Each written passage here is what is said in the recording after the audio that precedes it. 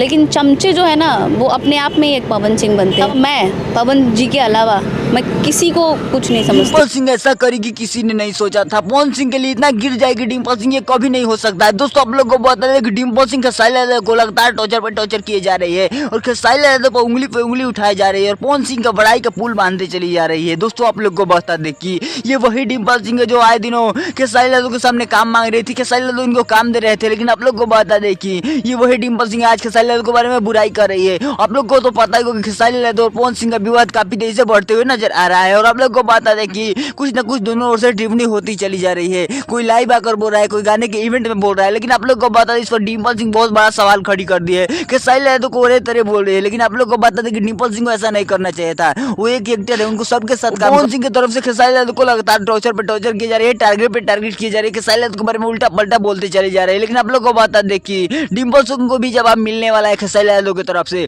और बहुत जल्द बहुत करारा जवाब दिया जाएगा डिम्पल सिंह को भी। दोस्तों आप लोग को बता दें कि डिम्पल सिंह इस बात के लिए इंतजार करे कि कब खेसारी लाल यादव की तरफ से उनके लिए जवाब आता है। आप लोग को बता दें कि भोजपुरी की सारी अपडेट आपको देने वाले हैं। इस चैनल पर नए चैनल को सब्सक्राइब कर लीजिएगा। मिलते हैं किसी नए वीडियो में किसी नए टॉपिक के साथ, तब तक के लिए बाय।